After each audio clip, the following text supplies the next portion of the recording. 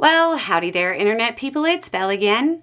So today, we're going to talk about Vance, 5 chances, no answers, and bugs. Because, it's Vance. There's got to be some completely off-the-wall part to it. First, the big news. Trump's VP candidate, J.D. Vance, was asked 5 times by a New York Times reporter if he believed Trump lost the 2020 election. He refused to answer every single time. He tried to deflect repeatedly. To be clear, Trump lost in 2020. The courts, election security experts, and Trump's own attorney general agree. Even the 2 different firms hired by Trump to prove his claims said the claims didn't have evidence. The fact that after all these years, it's still being discussed is a sad state of affairs. Again, a reminder, Trump has had years to demonstrate his claims, and with millions or billions at his disposal and unfettered media access, he still couldn't. Just something to keep in mind if you believe the claim, because you can either believe the claim or believe Trump is effective. You can't believe both. Anyway, moving on. While Vance was trying to deflect from the question, he tried to shift the conversation to censorship. He even brought up Hunter Biden.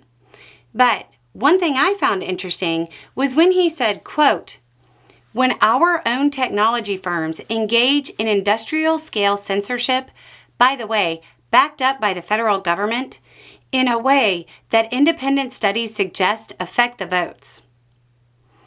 If you missed the context on this claim, Mark Zuckerberg said in an interview, quote, "The background here is that the FBI came to us, some folks on our team, and was like, hey, just so you know, you should be on high alert. We thought there was a lot of Russian propaganda in the 2016 election. We have it on notice that basically there's about to be some kind of dump that's similar to that." Backed up by the federal government. The FBI, in particular, seems to be what Vance is referencing. The federal government before the 2020 election. I'm sorry, maybe I need a timeline for this.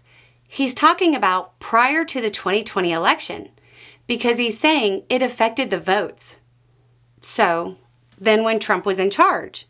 So, the Trump DOJ. I mean, that's how he would say it if it happened under Biden, right? This was what he brought up to try to deflect from the baseless claims about the election and refusal to answer. In other Vance news, he reportedly said they want you to live in a pod, eat bugs, and own nothing, which is blending several conspiracy theories. The Republican VP candidate is deep enough in the conspiracy theory world to make offhanded references like this. I'll put some fact-check material down below. But yeah, you guessed it. This is weird. So, now, according to the Republican presidential ticket, they're eating the cats, they're eating the dogs, they're eating the pets, they're eating the bugs. This is the state of the Republican Party. If they fall for lies, memes, and half-truths regularly on the campaign trail, how exactly can they be trusted to handle the information flow at the Oval Office? Anyway, it's just a thought. Y'all have a good day.